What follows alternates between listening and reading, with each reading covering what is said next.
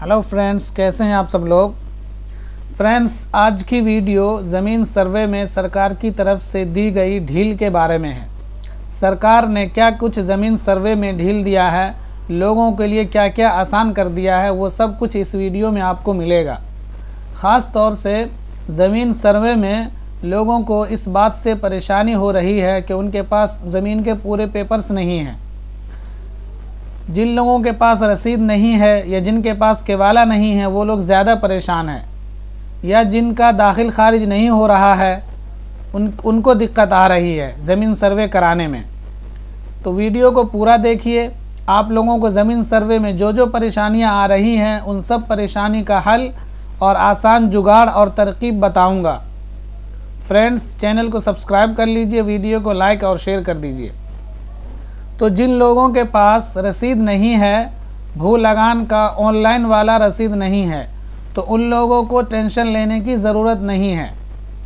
ऐसे लोग पुरानी रसीद से जो ऑफ़लाइन कटा होगा, अब वो ऑफ़लाइन या तो 5 साल पहले कटा होगा या 10 साल पहले 15 साल पहले कटा होगा, उस रसीद को लगाकर सर्वे करा सकते हैं। सर्वे हो जाएगा, किसी तरह की कोई परेशानी नहीं आने वाली है। दूसरे वो लोग जिनके पास रसीद ही नहीं है, तो वो लोग बिना रसीद के सिर्फ केवाला का कागज़ से अपनी ज़मीन का सर्वे करा सकते हैं। किसी तरह के अफवाह में नहीं आना है। मैं आप लोगों को बार बार बोल रहा हूँ, बिना रसीद के सर्वे हो जाएगा। ऐसा ना हो कि आप लोग रसीद के चक्कर में सर्वे ही ना कराएं। ज़मीन सर्वे कराना ज़रूरी है, वरना बाद में आप लोगों को परेशानी होगी। क्योंकि सरकार ने ऐलान कर दिया है कि 30 दिसंबर तक, जी हाँ 30 दिसंबर तक हर हाल में सारे ज़मीन मालिकों को अपनी ज़मीन की डिटेल्स अपलोड करनी होगी। मतलब जो सर्वे में ज़मीन के डिटेल्स अपलोड हो रहे हैं वो सबको 30 दिसंबर तक हर हाल में करना होगा। जिनके पास ज़मीन के पेपर्स नहीं है मगर उनकी ज़मीन है, मतलब ज़मीन तो है उनके पास लेकिन उनके पास कोई पेपर नहीं है, जैसे पेपर चोरी हो गया है या खो गया है, या बिहार के कुछ इलाके में सैलाब बहुत आता है और इस साल भी आया था और गांव के गांव बह गए, तो ऐसे हालत में बहुत सारे गांवों में लोगों के पास ज़मीन के पेपर्स नहीं हैं, सब सैलाब में बह गए। तो सरकार ऐसे लोगों के लिए बहुत जल्द 15 तरह के डॉक्यूमेंट का ऐलान करेगी। अगर केवाला नहीं है, खतियान नहीं है, किसी तरह का कोई पेपर नहीं है आपके पास, तो इस पेपर के विकल्प में क्या क्या पेपर से सर्वे हो सकता है, वो 15 तरह के पेपर का लिस्ट आएगा। सरकार बताने वाली है बहुत जल्द। तो ऐसे लोग कुछ दिन वेट कर लें जिनके पास कोई भी पेपर्स नहीं है, किसी तरह से खो गए या सैलाब में बह गए, वो लोग कुछ दिन वेट कर लें। सरकार बहुत जल्द ऐलान करने वाली है 15 तरह के पेपर का विकल्प के तौर पर। जिन लोगों को वंशावली बनाने में दिक्कत आ रही है, मतलब लोग बहन के नाम पे ज़मीन चला जाएगा, फूफू बुआ के नाम पे ज़मीन चला जाएगा, तो कुछ लोग जो है वंशावली नहीं बना रहे, उलझन में है, तो ऐसे लोग कोर्ट से जाकर के एनओसी बनवा ले और वंशावली में बहन फूफू बुआ का नाम दे दे। जैसे कि एनओसी बना लेंगे, एनओसी जो है वो बहन और फूफा की सहमति, फूफू की सहमति से हो, बुआ और बहन की सहमति से एनओसी बना ले और वंशावली में बहन और फूफू का नाम डाल दे और बहन वो एनओसी पर साइन कर देगी कि मुझे ज़मीन नहीं चाहिए। तो ऐसे लोग परेशान ना हो, ज़मीन बुआ और बहन के नाम पे नहीं जाएगा। वंशावली बना के जल्द से जल्द अपनी ज़मीन का सर्वे करा लीजिए, बशर्ते कि एनओसी बना हुआ हो और उस पर बहन और फूफू का साइन भी हो सहमति से। ये सब काम जल्द से जल्द करा लें, क्योंकि अब बस 1 मंथ ही बचा हुआ है। एनओसी अभी आसानी से बन जा रहा है। एनओसी बनाना आपको ज़िला में जाइए, जिस ज़िले के आप हैं, कहीं कहीं ज़िला में बन रहा है, कहीं कहीं प्रखंड में भी बन जा रहा है, तो एनओसी जो है आपका बन जाएगा वहाँ पर, बहन और बुआ के नाम से उनसे साइन करवा लीजिए। और कुछ ऐसे लोग हैं जो दाखिल खारिज से परेशान हैं, उनको ये मशवरा दूंगा कि अगर आपकी ज़मीन के सारे पेपर्स ओके हैं, मतलब आपकी ज़मीन बिल्कुल फ्रेश है, सब कुछ ठीक ठाक है, लेकिन आपके दाखिल खारिज नहीं करवाए हैं, तो जल्दी से करवा लीजिए, क्योंकि इस टाइम दाखिल खारिज बहुत आसानी से और बहुत जल्दी हो रहा है। समझ रहे हैं ना, कोई दिक्कत नहीं आ रही है, क्योंकि सरकार ने जब से 12 सीओ को सस्पेंड किया है और 90 सीओ की सैलरी रोक दी है, तब से दाखिल खारिज में थोड़ी आसानी आई है।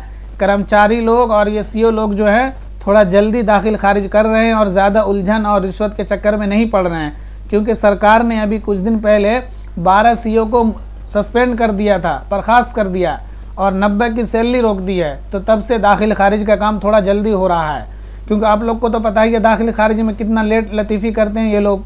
और आप लोग कमेंट में बताइए, आप लोग जिस ब्लॉक से हैं कि वहाँ पे दाखिल खारिज का क्या चक्कर है, कितने कितने दिन लग जा रहे हैं, लोग महीनों सालों तक परेशान रहते हैं, हो नहीं पाता। लेकिन अभी थोड़ा जल्दी हो रहा है, तो आप लोग दाखिल खारिज के लिए अप्लाई कर दीजिए, जल्दी हो जाएगा इस टाइम काम। अगर किसी को, क्योंकि दाखिल खारिज के चक्कर में मंत्री जायसवाल जी ने ये बोल दिया है, सारे प्रखंड में जो सीओ और कर्मचारी दाखिल खारिज में आए आवेदन को, जो एप्लीकेशन हम देते हैं दाखिल खारिज के लिए, 3 मंथ के अंदर क्लियर नहीं करता, उसके खिलाफ सख्त एक्शन लिया जाएगा। मतलब जिस प्रखंड कार्यालय में दाखिल खारिज का आवेदन 3 महीने के बाद तक पेंडिंग ही रहता है, तो उस कार्यालय के कर्मचारी और सीईओ के खिलाफ सख्त एक्शन लेगी सरकार। तो इसी वजह से बोल रहा हूँ कि अभी थोड़ा जल्दी हो रहा है दाखिल खारिज, तो आप लोग अभी बस करवा लीजिए, बहुत जल्दी हो जाएगा, मौके का फ़ायदा उठा लीजिए। अगर किसी को सर्वे कराने में कोई और दिक्कत आ रही है, जैसे कि ज़मीन किसी और के कब्ज़े में है मगर पेपर उसके पास नहीं है, तो ऐसे कैसे, मतलब ज़मीन आपकी ज़मीन है, पेपर आपके पास है, लेकिन कब्ज़ा कोई और कर रखा है, तो उसका सर्वे कैसे होगा। इसी तरह से किसी के पास ज़मीन तो है मगर पेपर्स नहीं है, तो वो कैसे सर्वे कराएंगे। कमेंट करिए, आपको आसान तरीका बताऊंगा, उस ज़मीन की किस तरह से आपको हासिल होगी, वो सब तरीका आपको बताऊंगा। और सर्वे में आपको 2-3 गलती नहीं करनी है, समझ रहे हैं ना। सर्वे में आपको 2-3 गलती बिल्कुल नहीं करनी है। क्या क्या है वो भी सुन लीजिए आप। दोस्तों वीडियो को लाइक और शेयर कर दीजिए। अभी आपको बताऊंगा सर्वे जो लोग करा रहे हैं, फॉर्म अपलोड कर रहे हैं, उसमें क्या क्या गलती नहीं करनी है वो बताने वाला हूं आपको। नंबर 1, आपके ज़मीन का चौहद्दी में अभी वर्तमान में कौन कौन है, किस किस की ज़मीन है, उसका नाम डालना है। समझ रहे हैं ना। चौहद्दी में अभी आपको उसका नाम डालना है जो अभी वर्तमान में है। समझ रहे हैं ना। क्या मतलब, जैसे आपने ज़मीन ख़रीदी थी 20 साल पहले, 20 साल पहले आपके ज़मीन के चारों तरफ, जैसे ये देख लीजिए, आपके ज़मीन की, जैसे ये ज़मीन है ना, ये ज़मीन है, इधर 20 साल पहले कोई और मालिक था, इस ज़मीन का मालिक कोई और था, इस ज़मीन का मालिक कोई और था, इधर जो ज़मीन है उसका मालिक कोई और था। समझ गए। तो अब जो अभी सर्वे करा रहे हैं आप, तो 20 साल ये आपकी ज़मीन है, समझ लीजिए, इसका मालिक कोई और था 20 साल पहले, तो केवाले पर जो है इसका मालिक कोई और होगा, इसका मालिक कोई और होगा, इसका मालिक कोई और होगा। और अभी 20 साल बाद सर्वे करा रहे हैं, तो इसका मालिक हो सकता बदल गया हो, इसका मालिक हो सकता नहीं बदला हो, कोई ना कोई मालिक बदल गया, हो सकता नहीं बदला हो। तो अगर अभी मालिक बदल गया है, तो अभी जो मालिक है आपको सर्वे में उनका नाम डालना है। केवाले पे जो चौहद्दी में जो मालिक है उनका नाम नहीं डालना है। अगर केवाला वाला ही अभी भी है तो डाल दीजिए, अच्छी बात है। जैसे 20 साल पहले भी इस ज़मीन का मालिक वही था और अभी भी वही है, इसका भी 20 साल पहले मालिक वही था केवाला में और अभी भी, तो वही डालिए। लेकिन अगर खेत पर जाके पता करिए, अगर मालिक बदल गया है तो वर्तमान में जो मालिक है उसका नाम डालना है आपको। चौहद्दी का मतलब ये हो गया, समझ रहे हैं ना। और सबसे इम्पोर्टेंट बात, बहुत जल्द सरकार जो है 15 तरह के पेपर की लिस्ट बताने वाली है। तो जैसे वो लिस्ट आएगा, आप लोगों के लिए एक वीडियो बनाकर उस लिस्ट की जानकारी दूंगा। तो आप लोग चैनल को सब्सक्राइब कर लीजिए, ताकि आप लोगों को टाइम पर उस लिस्ट की जो 15 तरह के कौन कौन से पेपर आपको टाइम पर जानकारी मिल सके। तो दोस्तों वीडियो अगर इन्फॉर्मेटिव लगी हो तो वीडियो को लाइक और शेयर कर दीजिए, चैनल को सब्सक्राइब कर लीजिए।